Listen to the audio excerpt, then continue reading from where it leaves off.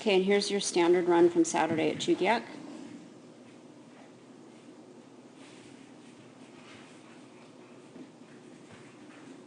Doing a good job on the contacts. Like, when you're able to be there, she definitely does better.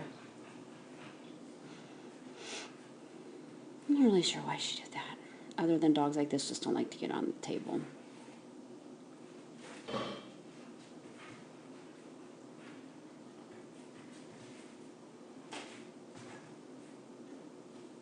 Good girl.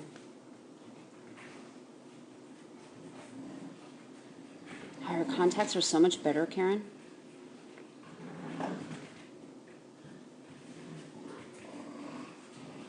I think, did you miss a jump? I'm not sure.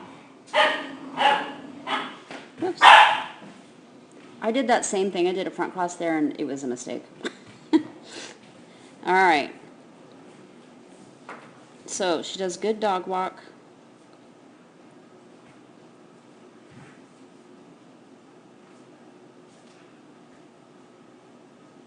Did a pretty good job of cueing. You had your arm up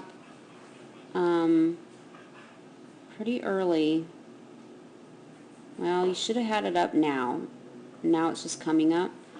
And I also would, like with my left arm, I would tell her to hup towards this jump, but I would be moving this way. You don't need to move this way, okay? I mean, from the dog walk, you should be able to take a few steps and say hup, but then your motion should come this way.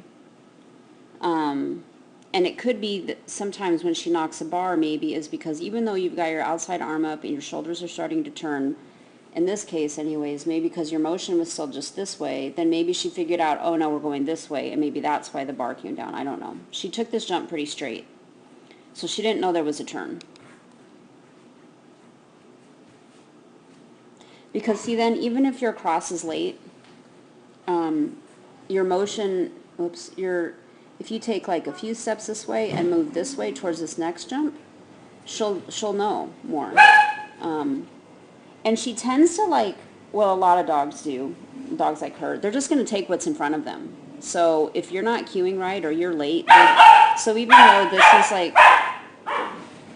is like the end of the chute that's closed, that's what she was looking at. Hey, leave it. Okay, that was good. Now you got your arms kind of flailing around. You got like outside arm up, inside arm up. Maybe you were trying to keep her off the A-frame, but I don't get in the habit of bringing up that outside arm. You don't need it. You're like on this side of these jumps. You're moving this way.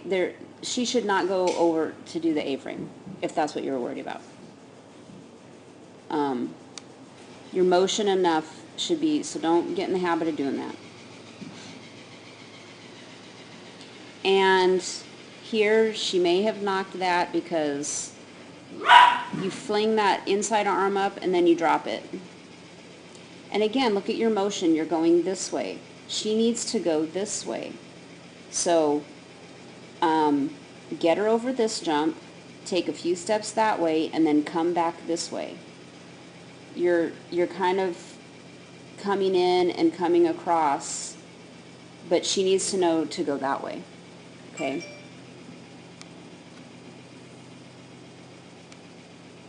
Show her where she needs to go.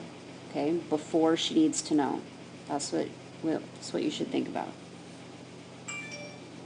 So here, you kind of slow down and you put your outside arm up. So she probably shouldn't have gotten on the table.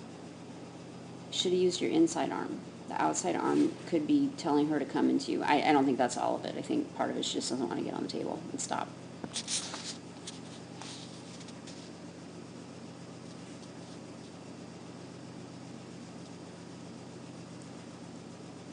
Okay, get her in there, into the chute. See now here, look at your motion here. It was nice. As soon as she goes in, you made a beeline over here. Now you could have done it sooner, right?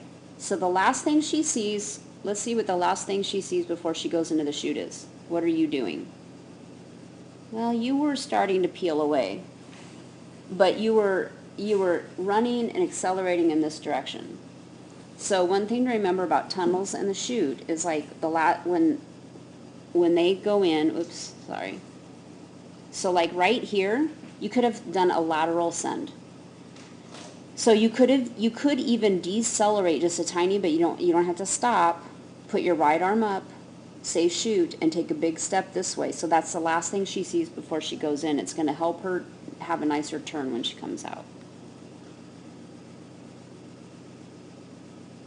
Yeah, see, she had to really crank it down there.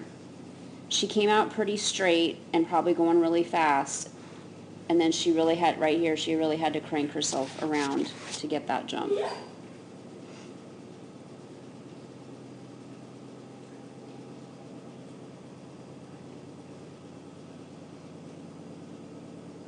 Again here, motion, motion, motion. So, direction of motion is what I mean. So I know you're working the contacts, and I do the same thing, and it can cause issues, like, for what comes after the contacts. But in a situation like this, where you're doing this type of pattern, like a pinwheel type, take 1 or 2 steps this way, tell her hup, and come back this way. Okay? Again, you're sort of going like this, and rounding like this, and coming back. You need to go in and out with her, okay? See how your path was really rounded? And like, I know that you're not going to get in deep to the double. That's not what I'm saying. That's why I'm saying take a few jumps, say hup, make sure she takes it, but then when you step out of it, just like double back on yourself instead of being like that, okay? And I think you were supposed to come out here, and I don't know. I think something got messed up there. I'm not sure. Maybe that was right. Well, maybe that was right. So, yeah, that was right.